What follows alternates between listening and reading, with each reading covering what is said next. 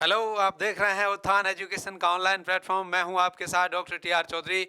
आज आपके सामने एक ऐसे टॉपिक को लेकर हाजिर हुआ हूं जो आधुनिक विज्ञान का बहुत ही इंपॉर्टेंट चैप्टर, और वो चैप्टर है आपका biotechnology, its principle and process, अर्थात जैव प्रौद्योगिकी एवं उसके सिद्धांत और प्रक्रम।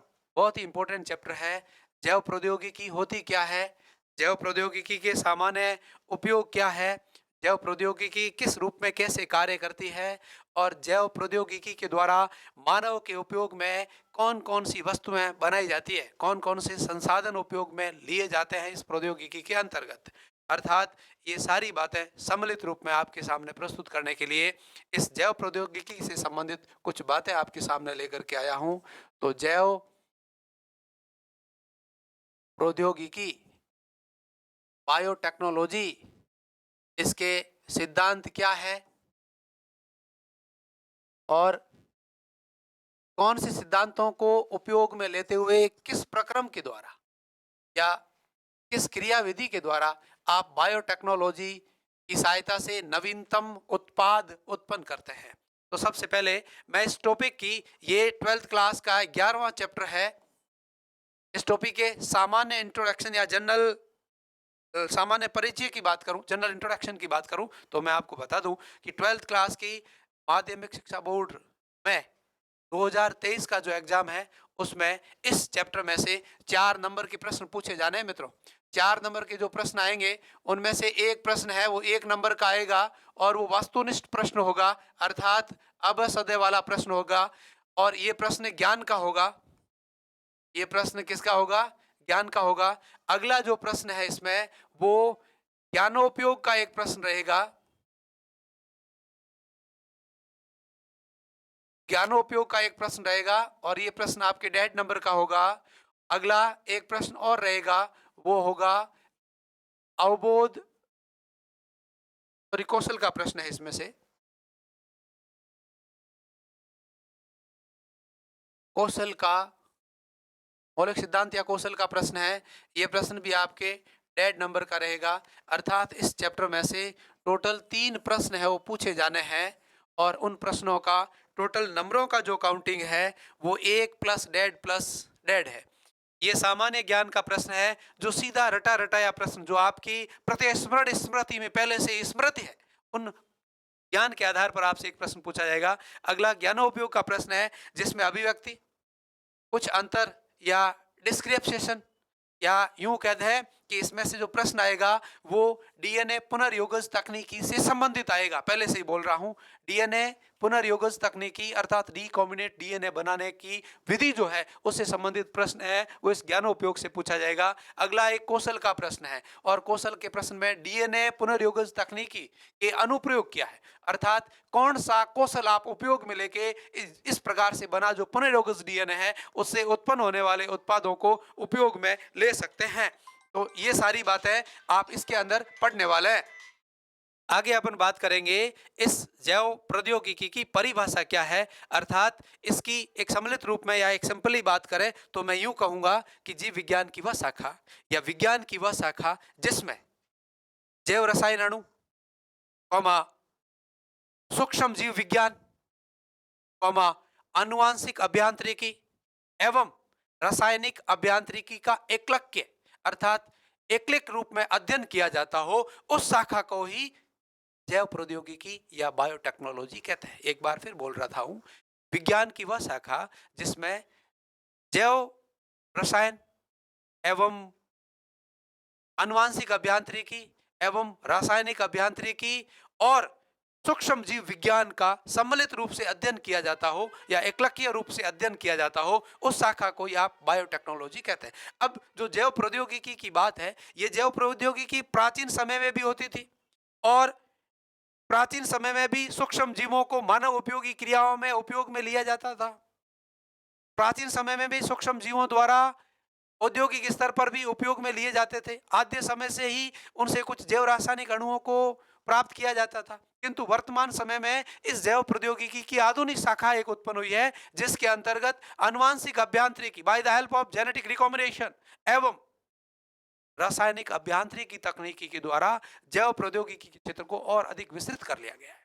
तो इस कार्य क्षेत्र के आधार पर अर्थात अपनी प्रकृति या कार्य करने के सिद्धांतों के आधार पर जो जैव प्रौद्योगिकी है वो मुख्यतः दो प्रकार की होती है। पहली है प्राचीन या आद्य। पहली है प्राचीन या आद्य जैव प्रौद्योगिकी। दूसरा है नवीन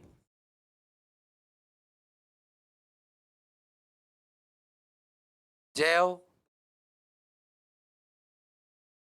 प्रौद्योगिकी। अब इस प्राचीन और नवीन जैव प्रौद्योगिकी का क्या मतलब है, क्या अंतर है? तो इनके नाम से स्पष्ट है कि मानव अपने कल्याण हेतु प्राचीन समय से ही या आदि काल से ही सूक्ष्म जीवों को उनके प्राकृतिक मेथड के द्वारा, अर्थात यूं कहें कि इसमें जो सूक्ष्म जीवों से उत्पाद प्राप्त होते हैं वो सूक्ष्म जीव उत्पाद अपनी प्राकृतिक क्षमताओं के आधार पर ही प्राचीन काल से ही सूक्ष्म जीव अपनी प्राकृतिक क्षमताओं की सहायता से ही कई मानव उपयोगी क्रियाएं संपन्न कर रहे हैं। जैसे दूध से दही का बनना, सिरका उत्पन्न करना, या पुराने समय में जो सुरापान होता था जो बाद में मंदिरा पान हुआ और अब जिसको अल्कोहल या दारू कहते हैं उसका उत्पन्न करना, ये सारे सूक्ष्म जीवों का प्राचीन समय में ही मानव उपयोगी क्रियाओं में अनुप्रयोग जो हो रहा था, उन सभी अनुप्रयोगों को सम्मिलित रूप में प्राचीन या प्राचीन या आद्य जैव प्रौद्योगिकी कहते हैं।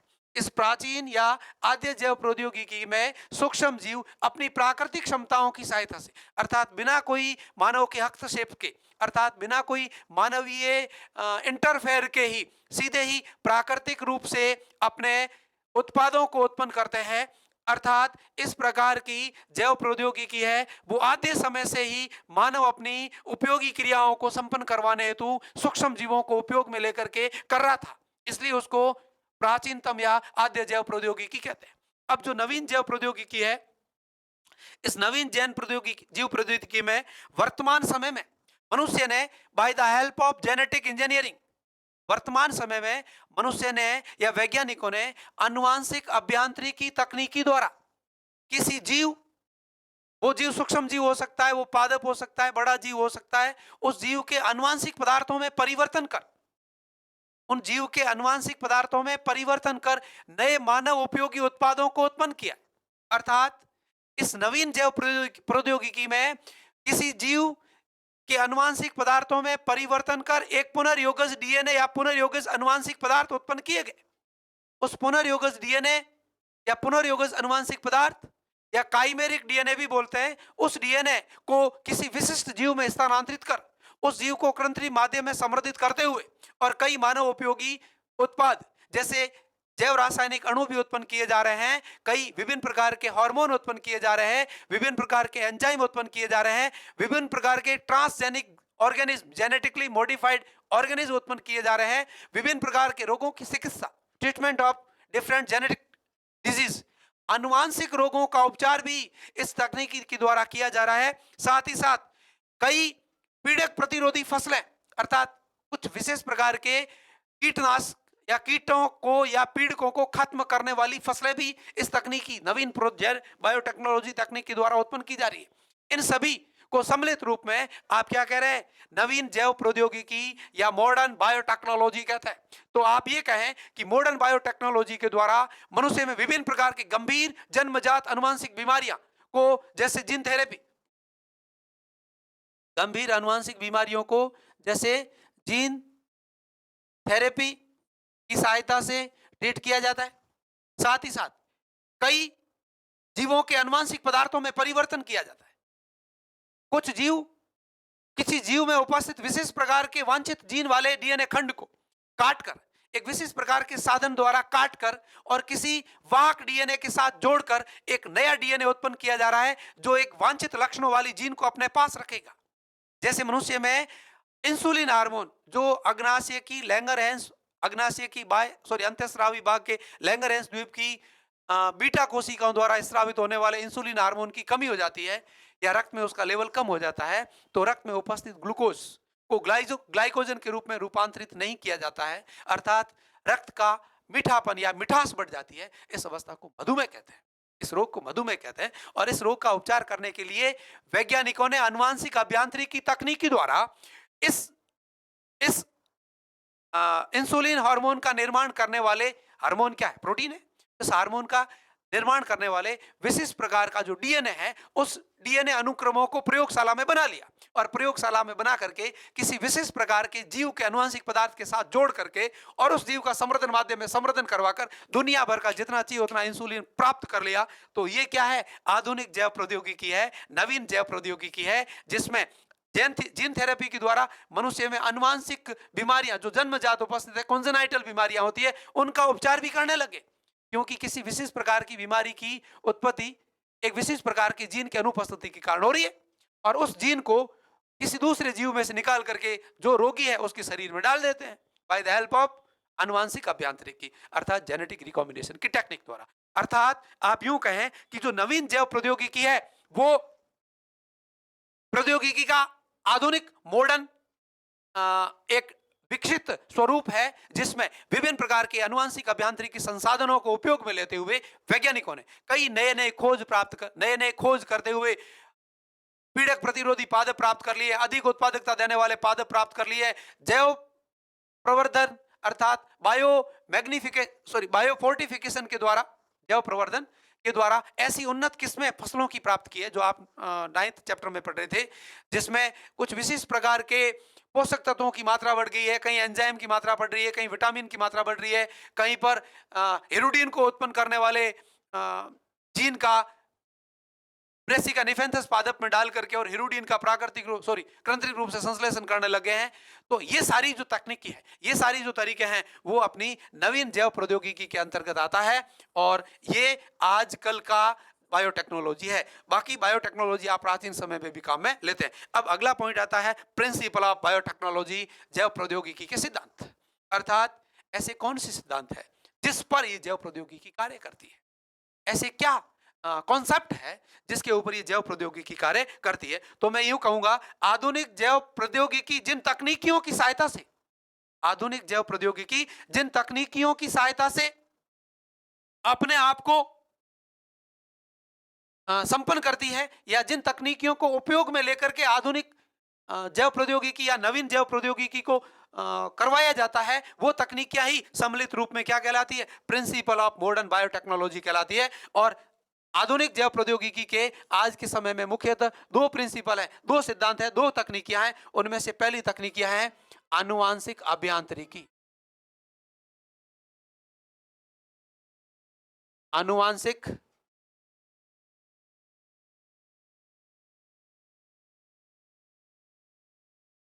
अभियांत्रिकी, आनुवांशिक अभियांत्रिकी। और दूसरा जो है टेक्निक वो है रासायनिक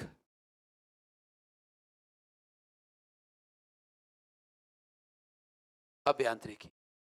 पहला आनुवांशिक अभियांत्रिकी है और दूसरा रासायनिक अभियांत्रिकी है। इसको जेनेटिक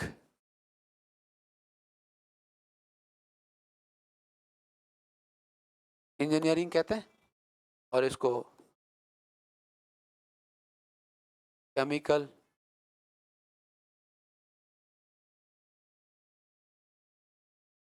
इंजीनियरिंग कहते हैं। एक जेनेटिक इंजीनियरिंग है और दूसरा केमिकल इंजीनियरिंग है। अब ये दो है वो साधन या यूं कहें सिद्धांत है, प्रक्रम है, जिनके द्वारा आप इन सिद्धांतों को उपयोग में लेकर के आधुनिक जैव प्रौद्योगिकी संपन्न करवाते हैं। क्या है? सिंपल सी बात करते हैं, साधारण सी बात करते हैं, तो आप यूं कहेंगे कि आनुवांशिक अभियांत्रिकी यानी जेनेटिक इंजीनियरिंग, आनुवांशिक अभियांत्रिकी यानी जेनेटिक इंजीनियरिंग में वह तकनीकी है या वह विधि है जिसमें किसी जीव के आनुवांशिक पदार्थ यानी डीएनए में, किसी जीव के आनुवांशिक पदार्थ यानी डीएनए में काट छांट करके और जोड़ करके और कुछ भाग को हटा करके या किसी विशिष्ट अनुक्रम को ठीक करके और परिवर्तन करते हुए, डीएनए के किसी भाग या खंड या पार्ट को ठीक करते हुए, उसमें परिवर्तन करते हुए उस जीव के आनुवांशिक पदार्थ में परिवर्तन कर दिया जाता है। और उस जीव के अनुवांशिक पदार्थ में काट छांट ठीक कर जोड़कर हटाकर या कुछ रूपांतरण करके और जो परिवर्तन किया जाता है उसी तकनीकी को आप क्या कहते हैं, अनुवांशिक अभियांत्रिकी तकनीकी कहते हैं। इस विशेष तकनीकी में डीएनए के अंदर या किसी जीव के अनुवांशिक पदार्थ में परिवर्तन करने से जो नया अनुवांशिक पदार्थ बनेगा, जो नया डीएनए बनेगा, उस डीएनए का नाम होता है पुनर्योगज डीएनए। क्या नाम होता है? पुनर्योगज डीएनए। इसको रिकॉम्बिनेट डीएनए भी कहते हैं और इस डीएनए को टॉलरिंग डीएनए भी कहते हैं।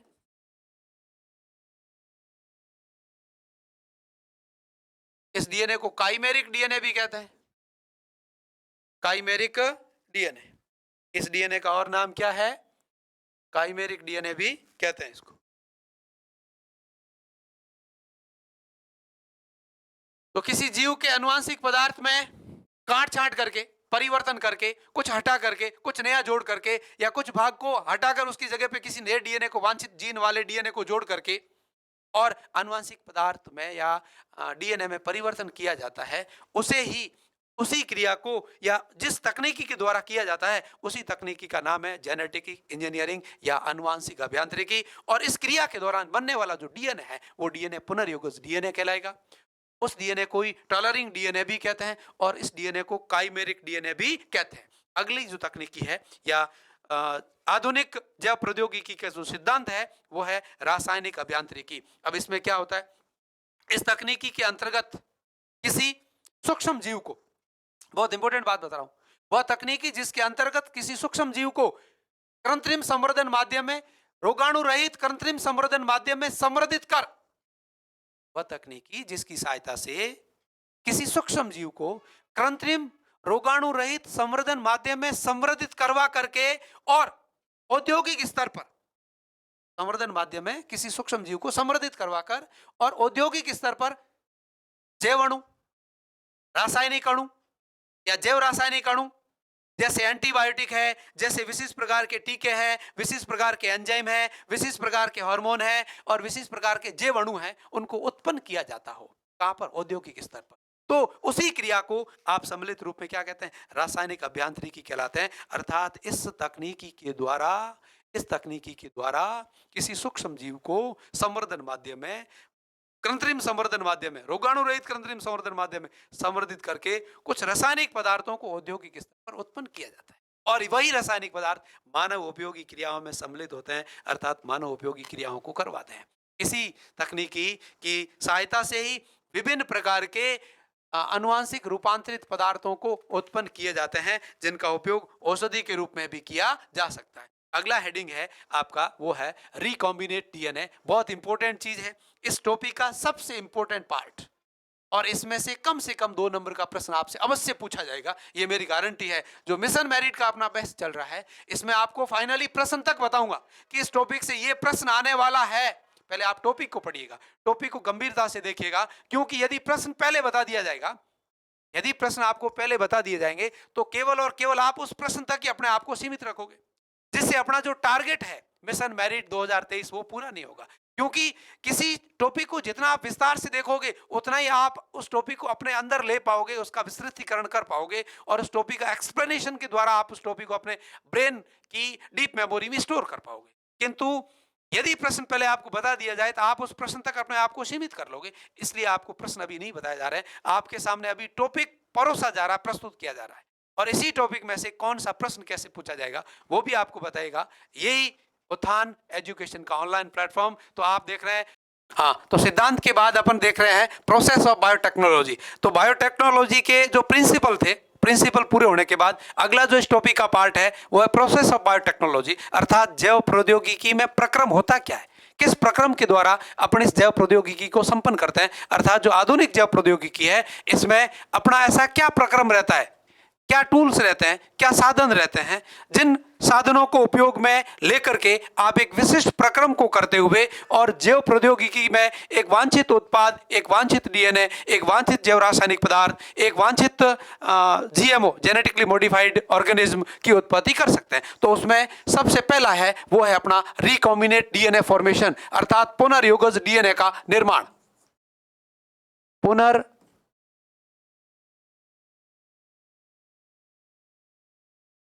पुनर्योगज डीएनए, जिसको आप रिकॉम्बिनेट डीएनए भी कहते हैं, इसी पुनर्योगज डीएनए को आप टॉलरिंग डीएनए भी कहते हैं, इसी पुनर्योगज डीएनए को आप काइमेरिक डीएनए भी कहते हैं।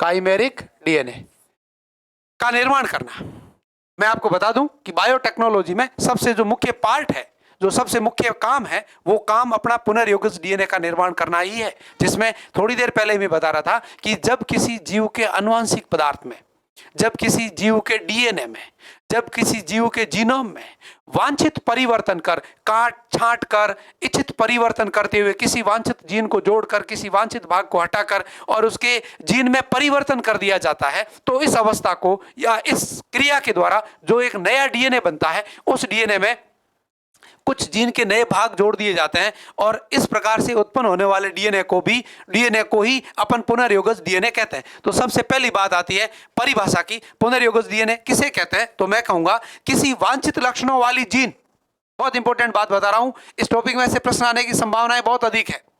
किसी वांछित लक्षणों वाली जीन खंड को, किसी वांछित लक्षणों वाली जीन खंड को किसी जीव के आनुवंशिक पदार्थ में जोड़कर, किसी वांछित लक्षणों वाली जीन खंड को, फिर से बोल रहा हूं, किसी वांछित लक्षणों वाली जीन खंड को किसी जीव के आनुवंशिक पदार्थ या डीएनए में जोड़ करके एक विशिष्ट लक्षणों वाला डीएनए प्राप्त करना। एक विशिष्ट लक्षणों वाला जो डीएनए प्राप्त होता है, उसी डीएनए को आप पुनर्योगज डीएनए या रिकॉम्बिनेट डीएनए कहते हैं। और इस डीएनए का निर्माण आप दो प्रकार के अलग अलग डीएनए को जोड़कर कर रहे हैं, अर्थात इसमें दो अलग अलग डीएनए को जोड़ने से एक नया डीएनए बना है जिसमें कुछ वांछित लक्षणों वाली जीन भी उपस्थित है, इसलिए इसको आप पुनर्योगज डीएनए कहते हैं। प्रकृति में यह घटना प्राचीन समय से ही उपस्थित रहती थी और प्रकृति में कुछ बैक्टीरिया या यूं कहें जीवाणुओं में ऐसे जीन उपस्थित रहते हैं, वो जीन या ऐसे अतिरिक्त जीन उपस्थित रहते हैं, अतिरिक्त जीनोम उपस्थित रहता है जो उस जीवाणु में विशेष प्रकार के कार्य को संपन्न करता है। अर्थात वो जीवाणु जब किसी पादप या जंतु को संक्रमित करता है तो उसके शरीर में एक विशेष प्रकार के जीन या आनुवंशिक पदार्थ के द्वारा कुछ विशिष्ट लक्षणों को स्थानांतरित करने में सहायक होता है, और वो लक्षण है एग्रोबैक्टीरियम ट्यूमिफेसियंस नाम का एक बैक्टीरिया है जो अपने पास उपस्थित एक विशिष्ट प्रकार के अतिरिक्त जीनोम का किसी पादप कोशिका में भेजकर और ट्यूमर या गांठ या उर्बुद उत्पन्न कर देता है। इसलिए ऐसी क्रिया से प्रेरित होकर के वैज्ञानिकों ने भी प्रयास करते हुए और इस आनुवंशिक अभियांत्रिकी तकनीक द्वारा रिकॉम्बिनेट डीएनए या पुनर्योगज डीएनए का निर्माण किया। तो इस क्रिया को करने में परिभाषा के बाद अपन देखेंगे इसकी खोज कैसे हुई, कब की और किसने की। तो मैं कहूं कि सर्वप्रथम 1972 की बात है। कब की बात है? 1972 में। बहुत इंपॉर्टेंट बात बता रहा हूं, स्टेनले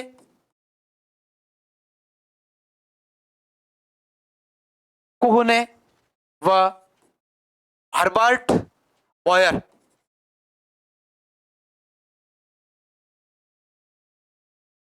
नामक वैज्ञानिकों ने साल्मोनेला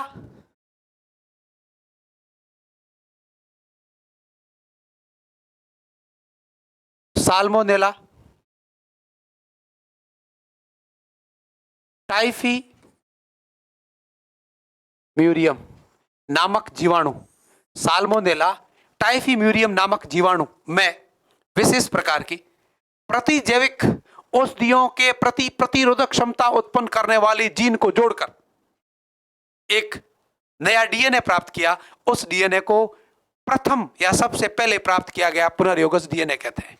वैज्ञानिकों ने पहले ऐसा पाया कि कुछ विशेष प्रकार के बैक्टीरिया में, कुछ विशेष प्रकार के जीवाणुओं में कुछ अतिरिक्त आनुवंशिक पदार्थ उपस्थित रहते हैं जिनमें विशेष प्रकार की जीन उपस्थित रहती है, और ये जीन उस जीवाणु को, उस बैक्टीरिया को किसी विशेष प्रकार की प्रतिजैविक औषधियों के विरुद्ध प्रतिजैविक क्षमता उत्पन्न करने में, कुछ विशिष्ट प्रकार की प्रतिजैविक औषधियों के विरुद्ध प्रतिरोधी या प्रतिजैविक क्षमता उत्पन्न करने के लिए प्रेरित करते हैं।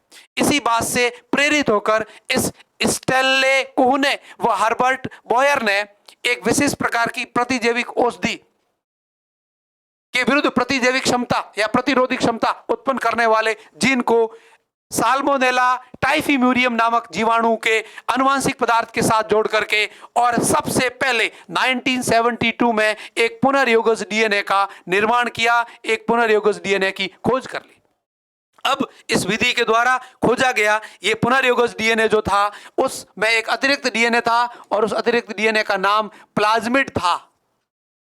उसका जो नाम दिया गया था वो प्लाज्मिड नाम रखा गया था, यानी उसको प्लाज्मिड कहने लगे। ये किसी जीवाणु में उपस्थित अतिरिक्त आनुवंशिक पदार्थ होता है जो कुछ विशिष्ट कार्यों को करने में सहायक होता है या उन कार्यों के लिए रूपांतरित रहता है। अब अपने को आनुवंशिक अभियांत्रिकी तकनीकी द्वारा ऐसे कौन से साधन या ऐसे कौन से इंस्ट्रूमेंट अपने को काम में लेने पड़ेंगे जिसको प्रयोग में लेकर के और आप एक विशिष्ट प्रकार के पुनर्योगज डीएनए का निर्माण कर सकें। तो मैं आपको बता दूं कि पुनर्योगज डीएनए को बनाने के लिए सबसे पहले तो अपने को जिन दो डीएनए को आपस में जोड़ना है या जिन दो डीएनए को काट छांट करनी है उन जीवों से वो डीएनए अलग करना पड़ेगा। उनसे डीएनए को अलग कर और उन डीएनए में उपस्थित विशिष्ट प्रकार के जीन खंड या विशिष्ट प्रकार के पार्ट को काट करके वहां से हटाना होगा और हटा करके विशिष्ट प्रकार के जीन खंड को काट करके वहां लाके जोड़ना होगा। उन दोनों को आपस में जोड़ने के लिए एक विशिष्ट प्रकार के एंजाइम की आवश्यकता पड़ेगी। तो डीएनए को काटने के लिए एक एंजाइम चाहिएगा, उन दोनों को आपस में जोड़ने के लिए भी एंजाइम चाहिएगा, फिर जोड़ करके और उसकी बहुत सारी फोटोकॉपियां बनाने के लिए एक विशेष प्रकार का एंजाइम चाहिएगा। उन सब की फोटोकॉपियां बना करके और फिर जो फोटोकॉपी बनी है उस फोटोकॉपी को एक विशेष प्रकार के वाहक डीएनए के साथ जोड़कर एक विशेष प्रकार के वाहक डीएनए के साथ फोटोकॉपी बना के आप प्रयोगशाला में रख तो सकते नहीं, वो आपके क्या काम की। आपने पुनर्योगज डीएनए तो बना लिया, अब वो पुनर्योगज डीएनए बना के अपन प्रयोगशाला में थोड़ी रखेंगे। उस पुनर्योगज डीएनए को आप किसी सजीव कोशिका के अंदर भेजेंगे और सजीव कोशिका में भेजने के लिए क्या करेंगे, सजीव कोशिका में ठोक करके तो अंदर डालेंगे नहीं। सजीव कोशिका में भेजने के लिए कुछ विशेष प्रकार के साधन काम में लिए जाते हैं या किसी विशेष प्रकार के वेक्टर की सहायता से, वाहक की सहायता से आप एक वांछित जीन खंड वाले डीएनए को एक वांछित जीन खंड वाले डीएनए को उस वेक्टर के साथ जोड़ करके और आप काइमेरिक डीएनए या पुनर्योगज डीएनए बनाएंगे। तो उस प्रकार के विशिष्ट आनुवंशिक खंड या यूं कहें जीन खंड या डीएनए के खंड को प्लाज्मिड कहते हैं और उस प्लाज्मिड का उपयोग एक वांछित जीन वाले डीएनए खंड को किसी सजीव कोशिका तक स्थानांतरित करने में काम में लेते हैं। अतः उसको क्लोनिंग सहवाहक कहते हैं। अब उस वांछित जीन खंड वाले डीएनए में क्लोनिंग करने की, अपनी फोटोकॉपियां बनाने की क्षमता पाई जाती है, अर्थात इसका पूरा नाम क्लोनिंग सहवाहक होता है। अब आप परपोषी कोशिका में भेजना चाहते हैं तो उसके लिए आपको परपोषी कोशिका भी चाहिएगी, जिससे कि आप परपोषी कोशिका में किसी पुनर्योगज डीएनए को भेजकर उस परपोषी कोशिका को कृत्रिम संवर्धन माध्यम में समृद्धित करवाकर उस परपोषी कोशिका को कृत्रिम संवर्धन माध्यम में समृद्धित करवाकर एक विशिष्ट प्रकार के मानव उपयोगी जैव रासायनिक अणु या मानव उपयोगी हार्मोन, मानव उपयोगी एंजाइम, मानव उपयोगी वैक्सीन का निर्माण कर सकें। इसी पूरी क्रिया को करने में जो जो साधन काम में आएंगे उन साधनों को आप कहते हैं आनुवंशिक अभियांत्रिकी या पुनर्योगज डीएनए निर्माण में काम आने वाले इंस्ट्रूमेंट, टूल्स या साधन। उसमें से सबसे पहला साधन है वो है प्रतिबंधन एंजाइम, रेस्ट्रिक्शन एंजाइम। तो मैं आपको बता दूं, इसका विस्तार से अपन आगे अध्ययन करने वाले हैं, पर इन सभी के ऊपर मैं संक्षिप्त में थोड़ी थोड़ी बातें आपसे करूंगा। तो सबसे पहला जो साधन है किसका, पुनर्योगज डीएनए निर्माण का या यूं कहें आनुवंशिक अभियांत्रिकी तकनीकी का, तो वो साधन अपना है रेस्ट्रिक्शन एंजाइम। अर्थात वैज्ञानिकों ने देखा कि कुछ विशेष प्रकार के जीवाणुओं में कुछ विशेष प्रकार के एंजाइम उपस्थित रहते हैं। वो एंजाइम उस जीवाणुओं को संक्रमित करने वाले जीवाणु भोजी विषाणुओं में पाए जाने वाले डीएनए को काट छांट कर और नष्ट कर देते हैं। नष्ट करने से वो विषाणु यानी वायरस उन जीवाणुओं में अपना गुणन नहीं कर पाते और गुणन नहीं कर पाते तो रोग उत्पन्न नहीं कर पाएंगे। अब इस क्रिया को देख करके वैज्ञानिकों के दिलो दिमाग मन मस्तिष्क में ऐसा विचार आया कि जो ये बैक्टीरिया है, इन बैक्टीरियाओं के अंदर ये विशेष प्रकार के जो एंजाइम उपस्थित है, ये एंजाइम उनको संक्रमित जीवाणुओं को संक्रमित करने वाले विषाणुओं के डीएनए को काट छांट कर रहे हैं। उनको यदि आप पृथक कर लें तो पृथक करके और आप प्रयोगशाला के अंदर या कृत्रिम माध्यम में भी उस एंजाइमों का उपयोग या उन जीवाणुओं से पृथक किए जाने वाले विशिष्ट प्रकार के एंजाइमों का उपयोग एक विशिष्ट प्रकार के dsDNA में काट छांट करने के लिए, उसे तोड़ने के लिए, उसे काटने के लिए काम में ले सकते हैं। और उन्हीं एंजाइमों का नाम फ्यूचर में, भविष्य में वैज्ञानिकों ने प्रतिबंधन एंजाइम या रेस्ट्रिक्शन एंजाइम रखा। इसे आप आणविक कैंची भी कहते हैं, मॉलिक्यूलर सीजर, आणविक कैंची या चाकू भी कहते हैं। क्यों कहते हैं? क्योंकि आणविक पदार्थ, जैव अणु अर्थात आनुवांशिक पदार्थ अर्थात डीएनए में काट सकते हैं डीएनए को विशिष्ट स्थलों से काट सकते हैं। अब किसको काटते हैं, कैसे काटते हैं, किसने खोजा, कितना खोजा, कैसे खोजा, कितने प्रकार के होते हैं, ये सारी बातें, किस प्रकार से अपना काम करते हैं, ये सारी बातें अपन इसी वीडियो में आगे देखने वाले हैं। उसके अगला जो साधन है वो है डीएनए लाइगेज। आपने किसी डीएनए को इस रेस्ट्रिक्शन एंडोन्यूक्लियस एंजाइम से काट दिया। अब काटने से काम थोड़ी चलेगा, काट करके वांछित जीन खंड को वापस जोड़ना भी तो पड़ेगा, तभी तो अपना पुनर्योगज डीएनए बनेगा। माना कि एक डीएनए था वो इस प्रकार का था और दूसरे डीएनए ऐसा था, इसको आप वाहक डीएनए कहते हैं और इसको आप वांछित जीन खंड वाला डीएनए कहते हैं। तो इसमें से इस खंड को काटा और यहां से एक ऐसा खंड काट करके हटा दिया और ये जो कटा है उसको इसके साथ जोड़ दिया। तो इन दोनों को, वांछित जीन वाला जो खंड है उसको इस वाहक के साथ जोड़ने के लिए अपने विशिष्ट प्रकार के एंजाइम की आवश्यकता होती है। उस एंजाइम को भी आनुवांशिक अभियांत्रिकी या रिकॉम्बिनेट डीएनए बनाने का साधन कहते हैं और उस डीएनए का नाम है डीएनए लाइगेज। उस एंजाइम का नाम है डीएनए लाइगेज। अर्थात डीएनए लाइगेज एक ऐसा विशिष्ट प्रकार का एंजाइम है जो डीएनए के विशिष्ट खंडों को आपस में जोड़ने या लाइगेट करने में सहायक होता है। तीसरा जो साधन है डीएनए पॉलीमरेज एंजाइम। तीसरा, डीएनए पुनर्योगज तकनीकी या रिकॉम्बिनेट डीएनए या आनुवांशिक अभियांत्रिकी विधि से पुनर्योगज डीएनए निर्मित करने का तीसरा जो अपना साधन है वो है डीएनए पॉलीमरेज एंजाइम।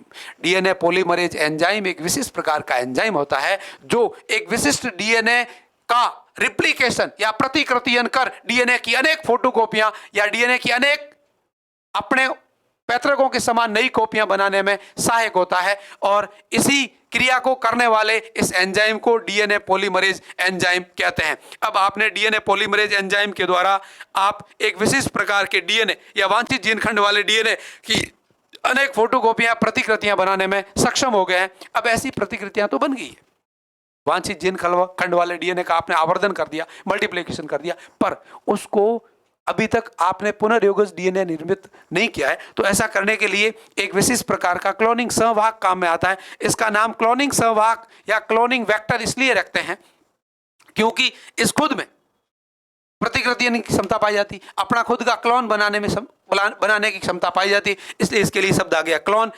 अब अगला सहवाक का मतलब होता है वेक्टर। आपको एक स्थान से दूसरे स्थान तक जाने के लिए विशेष प्रकार के व्हीकल या साधन की आवश्यकता होती है।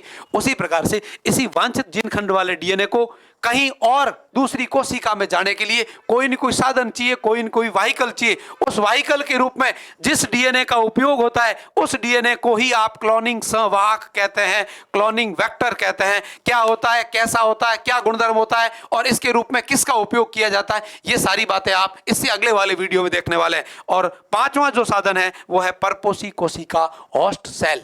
अब परपोषी कोशिका क्या है, परपोषी कोशिका की आवश्यकता क्यों पड़ी, परपोषी कोशिका अपने यहाँ क्या काम आएगी, तो मैं कहूंगा जो अपना पुनर्योगज डीएनए बना उस पुनर्योगज डीएनए में आप किसी विशिष्ट प्रकार के जैव अणु, एंजाइम, हार्मोन या मानव उपयोगी पदार्थ का निर्माण करने वाली वांछित जीन को तो डाल देते हैं, पर वो वांछित जीन प्रयोगशाला में पड़ी तो अपने कोई काम आएगी नहीं। उस वांछित जीन वाले डीएनए खंड या पुनर्योगज डीएनए को आप किसी परपोषी कोशिका में भेज दोगे और उस परपोषी कोशिका में भेजकर उस परपोषी कोशिका का कृत्रिम संवर्धन माध्यम में आप उसका क्या करोगे, मैग्निफिकेशन करोगे, मल्टीप्लिकेशन करोगे, संवर्धन करवाएंगे, जिससे कि वो जीन अपने जैविक उत्पादों को औद्योगिक स्तर पर अधिक मात्रा में बना करके और मानव उपयोगी कार्यों में उपयोग में लिया जा सके। तो ये सारी जो चीजें थी वो थे अपने टूल्स, किसके, डीएनए रिकॉम्बिनेट टेक्निक के। अब इस टूलों में से सबसे पहला टूल, इन उपकरणों या इन साधनों में से सबसे पहला साधन है वो है रेस्ट्रिक्शन एंडोन्यूक्लियस एंजाइम। बहुत ही इंपॉर्टेंट है, इसको प्रतिबंधन एंजाइम भी कहते हैं। सबसे पहली बात आती है इसकी परिभाषा की, तो मैं फिर बता दूं आपको, सूक्ष्म जीवों यानी जीवाणुओं की कोशिकाओं में उपस्थित विशिष्ट प्रकार के एंजाइम बहुत इंपॉर्टेंट बात बता रहा हूं, रेस्ट्रिक्शन एंडोन्यूक्लियस एंजाइम की परिभाषा बता रहा हूं।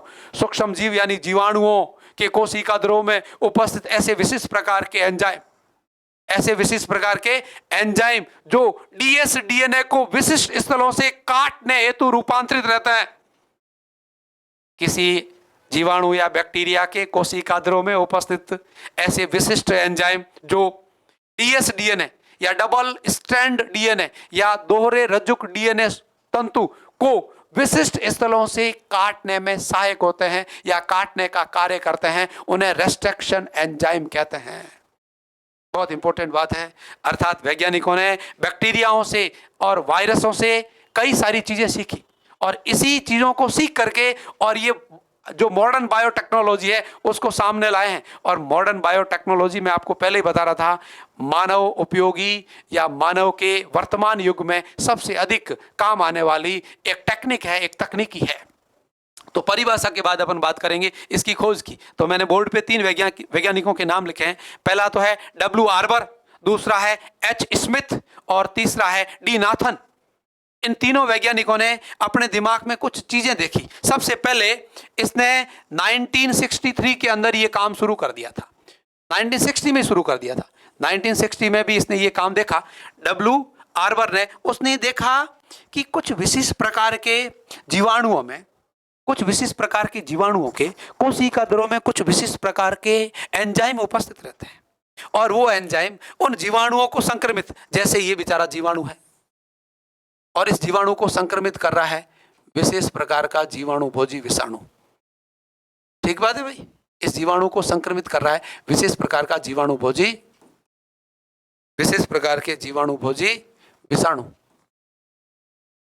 वायरस इनको कर रहा है संक्रमित। ये कौन सा है? बैक्टीरियोफेज वायरस है, जीवाणुओं को खाने वाले विषाणु है। जैसे इसको संक्रमित करता है इसका डीएनए आ जाता है यहाँ पर।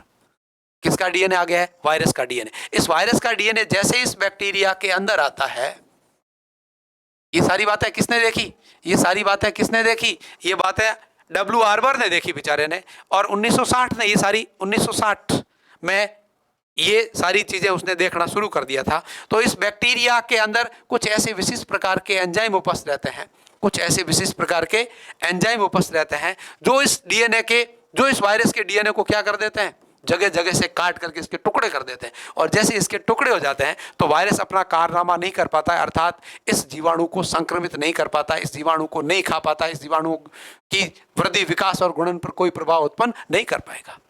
तो इसके मन में एक विचार आया कि क्यों ना यार इन एंजाइमों का उपयोग आप अनुवांशिक अभियांत्रिकी तकनीकी में, पुनर्योगज डीएनए निर्माण में एक डीएनए खंड को या डीएस डीएनए को विशिष्ट स्थलों से काटने के लिए किया जाए, विशिष्ट स्थलों से काटने के लिए किया जाए। तब इस बात को और आगे बढ़ाया और वो बात, इसी खोज को आगे बढ़ाते हुए एस स्मिथ और डी नाथन ने, इस एस स्मिथ ने तो टाइप 2 प्रकार के प्रतिबंधन एंजाइमों की खोज कर दी थी। इसने विशिष्ट प्रकार के एंडोन्यूक्लियस एंजाइमों की भी खोज कर दी थी, एंडोन्यूक्लियस एंजाइमों की खोज कर दी थी। और इस खोज के क्रम में ऐसा कहा जाता है कि 1963 तक इन तीनों वैज्ञानिकों को इनकी खोज का श्रेय जाता है। और तीनों में से जिसने बेचारे ने काम शुरू किया था उसको तो श्रेय कम गया, और ये दोनों वाले एच स्मिथ और डी नाथन ने इस रेस्ट्रिक्शन एंडोन्यूक्लियस एंजाइम का खोज का श्रेय पूरा अपने पास में ले लिया। किंतु जब इस खोज के उपलक्ष्य में उन वैज्ञानिकों के सम्मान की बात आई, इन वैज्ञानिकों को सम्मानित करने की बात आई, तब इन तीनों वैज्ञानिकों को सम्मिलित रूप में 1978 में, इन तीनों वैज्ञानिकों को सम्मिलित रूप में 1978 में नोबेल पुरस्कार से नवाजा गया था। इन तीनों वैज्ञानिकों को 1978 में नोबेल पुरस्कार से नवाजा गया था। अब ये एच स्मिथ और नाथन और एक कैट विल्किंसन नाम का वैज्ञानिक और था, कैट विल्किंसन नाम का एक वैज्ञानिक एक और था। इन तीनों ने मिलकर के और 1970 के अंदर एंड सेकंड, प्रथम रेस्ट्रिक्शन यानी प्रतिबंधन, रेस्ट्रिक्शन यानी प्रतिबंधन एंडोन्यूक्लियस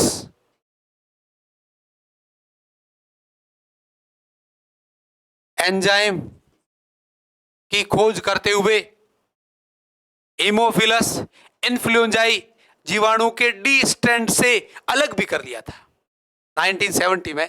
और इस बात पर खोज करने का जो सिलसिला था वो डब्ल्यू आर्बर ने 1960 में शुरू किया था। फिर इनका भी कुछ योगदान रहा। इस योगदान के आधार पर इन्होंने 1963 तक अपने प्रयोगों द्वारा बाकी वैज्ञानिकों को ये बात स्पष्ट रूप से समझा दी थी कि कुछ विशिष्ट प्रकार के जीवाणुओं में विशिष्ट प्रकार के एंजाइम उपस्थित रहता है जो उन्हें संक्रमित करने वाले विशिष्ट प्रकार के विषाणुओं, जीवाणु भोजी विषाणुओं के डीएनए को अलग अलग टुकड़ों में काटकर उनके मसूब पर पानी फेर देते हैं, उनके मसूबों को सक्सेस नहीं होने देते हैं। अर्थात इस प्रकार के बैक्टीरियोफेज जो वायरस है वो इन बैक्टीरिया को खत्म नहीं कर सकते हैं। तो अर्थात इसकी खोज तो हो गई थी, पर इनकी खोज होने के बाद इन विशिष्ट प्रकार के रेस्ट्रिक्शन एंजाइमों को अलग अलग करना, पृथक करना, बाहर लाना और फिर उनकी क्रियाविधि को समझाना, कैसे कार्य करते हैं, कैसे काटते हैं, किसको काटेगा, कौन कहां से काटेगा, ये सारी बातें खोजने के उपरांत में उनको 1978 में इन तीनों वैज्ञानिकों को सम्मिलित रूप से नोबेल पुरस्कार से नवाजा गया था। अगली बात आती है रेस्ट्रिक्शन प्रतिबंधन एंजाइम के प्रकार। तो ये जो प्रतिबंधन एंजाइम है वो अपनी कार्य प्रकृति अर्थात कहां पर कार्य करते हैं, डीएनए को किस स्थानों से काटते हैं, उसके आधार पर दो प्रकार के होते हैं। पहला है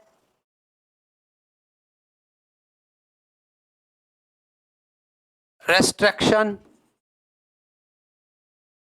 एंडो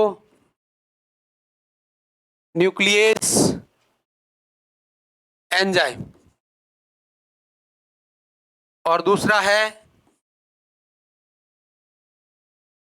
रेस्ट्रिक्शन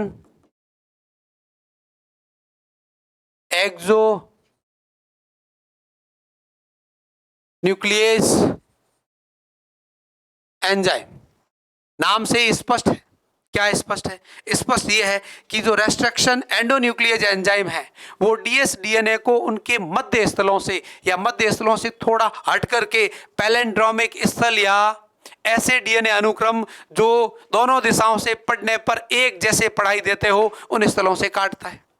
और दूसरा है रेस्ट्रिक्शन एक्सोन्यूक्लियस एंजाइम। ये वे एंजाइम होते हैं जो डीएनए को उनके सिरों या मुक्त सिरों पर उपस्थित विशिष्ट प्रकार के नाइट्रोजन क्षारक युग्मों को काटकर पृथक करने में सहायक होते हैं। तो ये इनकी प्रकार हो गए। अब अगली जो बात होती है कि रेस्ट्रिक्शन एंडोन्यूक्लियस जो एंजाइम है, ये रेस्ट्रिक्शन एंडोन्यूक्लियस एंजाइम के कार्य क्षेत्र का क्या होते हैं। एक्सोन्यूक्लियस का उपयोग तो बहुत कम होता है। रेस्ट्रिक्शन एक्सोन्यूक्लियस एंजाइम तो डीएनए के अंतिम सिरों पर उपस्थित अक्रियाशील नाइट्रोजन क्षारकों को हटाकर पृथक करने में, काटकर हटाते हुए पृथक करने में सहायक होता है। किंतु रेस्ट्रिक्शन एंडोन्यूक्लियस जो एंजाइम है वो एंजाइम अपना विस्तृत कार्य क्षेत्र रखता है और इस विस्तृत कार्य क्षेत्र के अंतर्गत वो डीएनए को विशिष्ट प्रकार के नाइट्रोजन अनुक्रमों के मध्य में से काटता है। अब वो नाइट्रोजन विशिष्ट प्रकार के नाइट्रोजन अनुक्रम कौन से होंगे और उनको क्या कहते हैं? तब वैज्ञानिकों ने कहा कि ये रेस्ट्रिक्शन एंडोन्यूक्लियस एंजाइम डीएनए की दोनों रज्जु डीएनए के दोनों सूत्रों को विशिष्ट स्थलों से काटता है और जिन स्थलों से काटता है उन विशिष्ट स्थलों की आसानी से ये पहचान करता है और पहचान करने के बाद डीएनए को एक विशिष्ट स्थलों पर से ही काटता है। उन स्थलों का नाम होता है अर्थात उसका जो कार्य क्षेत्र है वो होता है पैलिंड्रोमिक स्थल। कौन से स्थल कहलाते हैं? ये पैलिंड्रोमिक स्थल कहलाते हैं। अब पैलिंड्रोमिक स्थल का मतलब है कि डीएनए में उपस्थित दोनों रज्जुओं पर पाए जाने वाले नाइट्रोजन क्षारकों के ऐसे अनुक्रम, डीएनए में दोनों स्थलों पर पाए जाने वाले नाइट्रोजन क्षारकों के ऐसे स्थल जिनको आप दोनों दिशाओं से अर्थात 3' से 5' दिशा में पढ़े या 5' से 3' दिशा में पढ़े एक समान पढ़ा जाता है। उन न्यूक्लियोटाइडों के या उन नाइट्रोजन क्षारकों के, उन नाइट्रोजन क्षारकों के या न्यूक्लियोटाइडों के जो सीक्वेंस होते हैं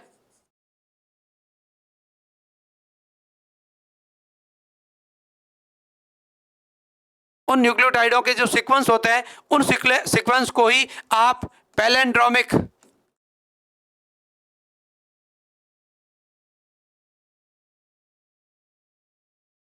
अनुक्रम कहते हैं। उनको ही आप क्या कहते हैं? पैलिंड्रोमिक अनुक्रम कहते हैं। और इन अनुक्रमों में उपस्थित नाइट्रोजन क्षारकों को आप किधर से ही पढ़े एक जैसे दिखाई देते हैं। मैंने आपको बोर्ड पर एक डायग्राम बता रखा है। इस डायग्राम में आप देख रहे हैं ये एक डीएस डीएनए है। क्या है ये? डीएस डीएनए है।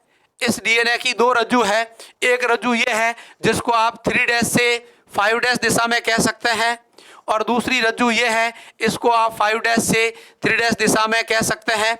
तो इस रज्जु का जो ये आपको ब्लू दिख रहा है, ब्लू वाला पार्ट, वहां उपस्थित नाइट्रोजन क्षारक पढ़ रहे हैं। मैं पढ़ रहा हूं GAATC।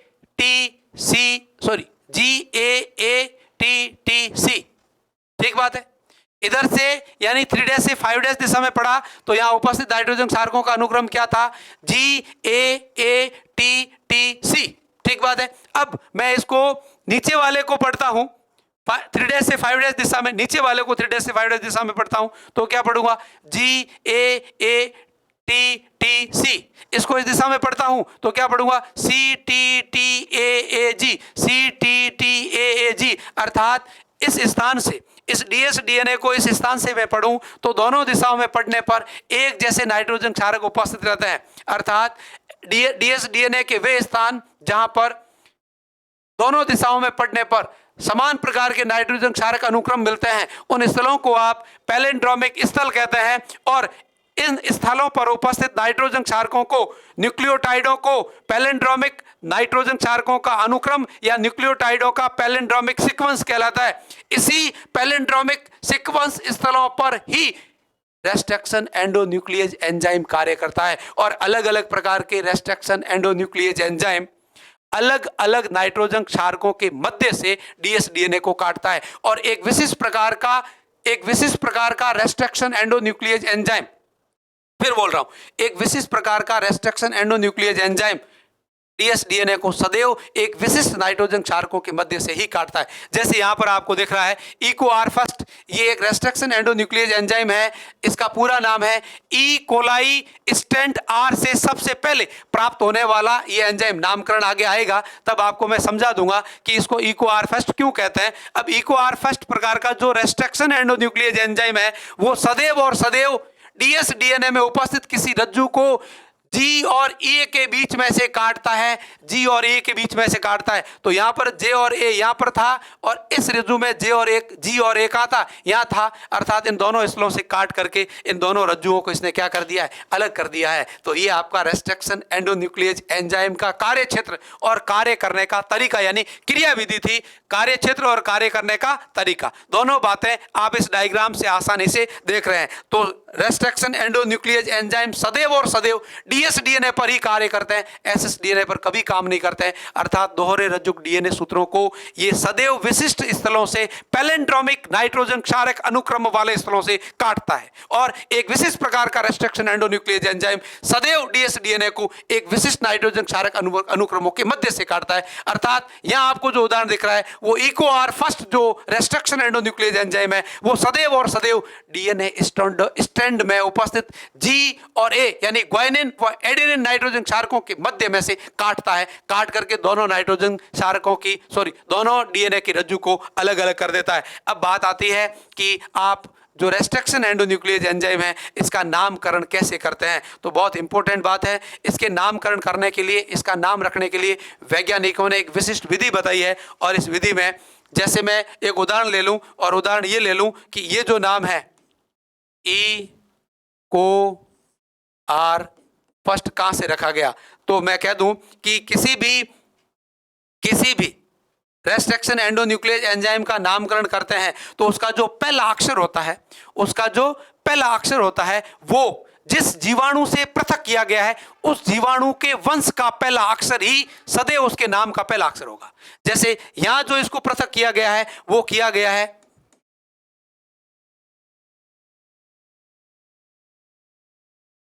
इचिरेशिया कोलाई जीवाणु से, शॉर्ट में ई कोलाई कहते हैं। इचिरेशिया कोलाई जीवाणु से इसको पृथक किया गया है। तो ये इचिरेशिया क्या है, इसका आप जानते हैं वंश है, और ये क्या है, इसकी आप जानते हैं जाति है। तो इसके नामकरण में जो इसका पहला ई अक्षर है वो कहां से आया है, इसके वंश के कैपिटल अक्षर, वंश का जो पहला अक्षर है उसको कैपिटल लेटर में लिख करके, और रेस्ट्रिक्शन एंडोन्यूक्लियस एंजाइम के नामकरण का पहला अक्षर या पहला वर्ड जो है, शब्द है वो, सॉरी पहला अक्षर है वो अपन लिख देते हैं। दूसरा इसका जो नाम है वो इसकी जाति के जो पहले दो अक्षर है, जाति के जो पहले दो अक्षर है उन दोनों अक्षरों को स्मॉल लेटर में लिख करके और उसका नाम लिखा जाता है। तो नाम के पहला जो अक्षर होता है वो वंश का जो शब्द है उसके पहले अक्षर को लिखा जाता है कैपिटल लेटर में, और दूसरे जो दो शब्द है या दो जो अक्षर लिए जाते हैं वो अक्षर आप उसकी जाति में उपस्थित प्रथम दो अक्षरों को स्मॉल लेटर में लिख देते हैं। अगला, यदि उस जीवाणु के अलग अलग स्टैंड है, अब इसका आर स्टैंड होता है, प्रभेद, स्टैंड का मतलब क्या होता है, उस जीवाणु के अलग अलग प्रभेद है तो उस प्रभेदों को बाद में लिखा जाता है। यदि जीवाणु का एक ही प्रभेद है तो उसे प्राप्त होने वाले रेस्ट्रिक्शन एंडोन्यूक्लियस एंजाइम के नामकरण में कोई शब्द नहीं आएगा। किंतु यदि प्रभेदों की संख्या 2 या 2 से अधिक है तो जिस जीवाणु के प्रभेद से रेस्ट्रिक्शन एंडोन्यूक्लियस एंजाइम को पृथक किया गया है उसके प्रभेद को लिखा जाता है। अब यहाँ आर जो लिखा हुआ है वो इस रेस्ट्रिक्शन एंडोन्यूक्लियस को इस इचिरेशियन कोलाई जीवाणु के आर प्रभेद से ही पृथक किया गया था।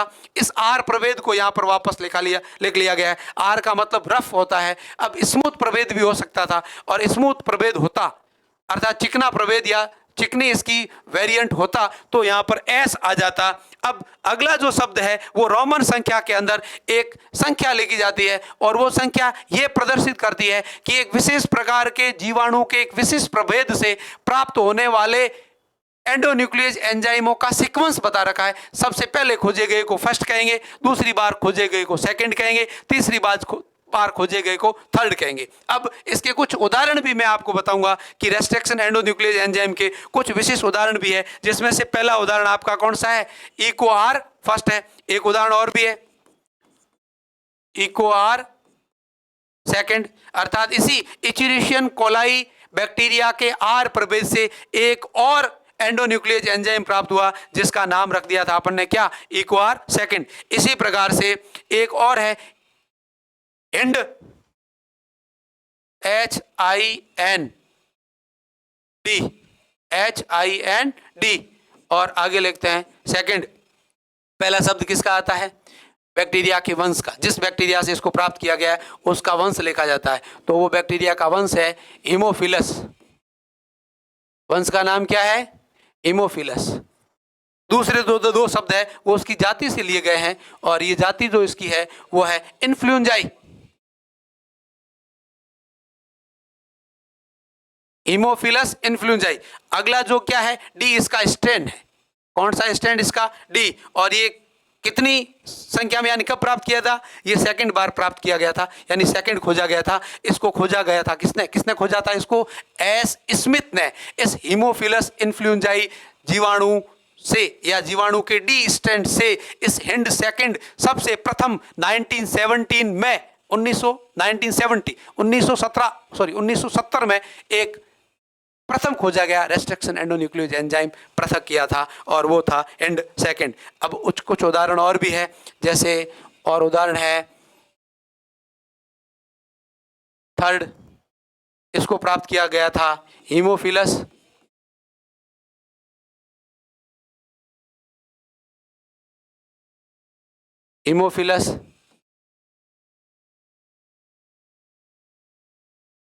एजिप्टियस से।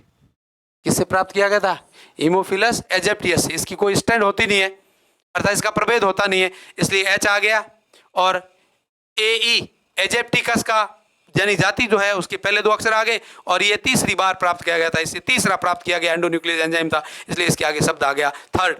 अगला है ALU फर्स्ट, ALU सेकंड, ऐसे कई भी है, ALU सेकंड भी है, ALU फर्स्ट किससे प्राप्त हुआ था, तो मैं बता दूं आपको,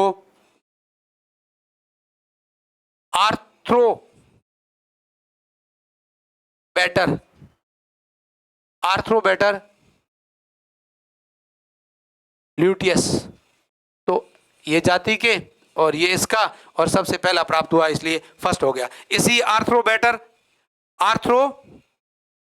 ल्यूटियस से जो सेकंड प्राप्त होगा, इसके लिए यहाँ शब्द सेकंड आ जाएगा। जो थर्ड प्राप्त होगा उसके लिए शब्द थर्ड आ जाएगा। तो इस प्रकार से आप ये विभिन्न प्रकार के रेस्ट्रिक्शन एंडोन्यूक्लियस एंजाइमों को प्राप्त कर और उसका नामकरण, उसके कार्य क्षेत्र, उसकी क्रियाविधि और उसकी खोज, सारी बातों का अध्ययन करने के बाद अपन ने ये विस्तृत रूप से जान लिया है कि इस एंजाइम का उपयोग अब अपन आनुवांशिक अभियांत्रिकी तकनीकी में पुनर्योगज डीएनए बनाने की तकनीकी में प्रथम साधन के रूप में इसको प्रयोग में लेंगे, जो एक विशिष्ट प्रकार के डीएस डीएनए को उनकी विशिष्ट पैलेंड्रोमिक स्थलों पर उपस्थित विशिष्ट नाइट्रोजन क्षारकों से काटने का कार्य करता है। अब इस रेस्ट्रिक्शन एंडोन्यूक्लियस एंजाइम यानी EcoR फर्स्ट के द्वारा आप यदि किसी डीएसडीएनए को काटते हैं तो ये इसको काट दिया, काट करके उसी विशिष्ट डीएनए है उसको आप विशिष्ट अनुक्रम में जोड़ करके और एक नया डीएनए प्राप्त करेंगे। उस नए प्राप्त होने वाले डीएनए को ही अपन पुनर्योगज डीएनए या रिकॉम्बिनेट डीएनए कहते हैं। अब दूसरा जो इसका साधन है वो है अपना DNA ligase enzyme. DNA ligase क्या होता है, क्या काम करता है, ये सारी बातें अभी मैं बता चुका हूं। तीसरा जो साधन है वो है अपना डीएनए पॉलीमरेज। कौन सा साधन है वो? DNA polymerase enzyme.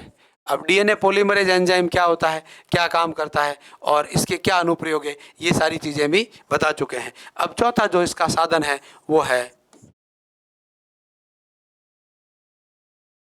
क्लोनिंग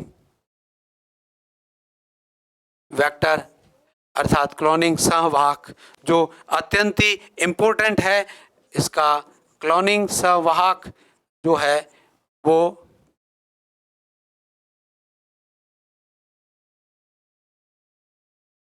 इस डीएनए रिकॉम्बिनेट टेक्निक में प्रयुक्त होने वाला सबसे इम्पोर्टेंट साधन है और इस साधन के रूप में विशिष्ट प्रकार के जीवाणुओं में ही पाए जाने वाले विशिष्ट प्रकार के अतिरिक्त अनुवांशिक पदार्थ जिसको प्लाज्मिड कहते हैं, उस प्लाज्मिड को ही आप क्लोनिंग संवाहक के रूप में, अर्थात इसमें क्लोनिंग करने की क्षमता पाई जाती है और इसके साथ वांछित लक्षणों वाले जीन खंड वाले डीएनए को जोड़ करके और एक स्थान से दूसरे स्थान तक यानी एक परपोषी कोशिका तक स्थानांतरित करने में उपयोग में लिया जाता है। अब इसकी क्या क्या विशेषता होनी चाहिए और कौन कौन से क्लोनिंग संवाहक डीएनए होते हैं, उसको किस प्रकार से बनाया जाता है, कब किसने कैसे इस प्रकार के डीएनए की खोज की थी और वो किस प्रकार से आनुवांशिक अभियांत्रिकी में पुनर्योगज डीएनए को निर्मित करने में काम में आते हैं, ये सारी बात आप देखेंगे अपने नेक्स्ट वीडियो में। आज की वीडियो में इतना ही। आप सबका दिन शुभ रहे। Thank you so much.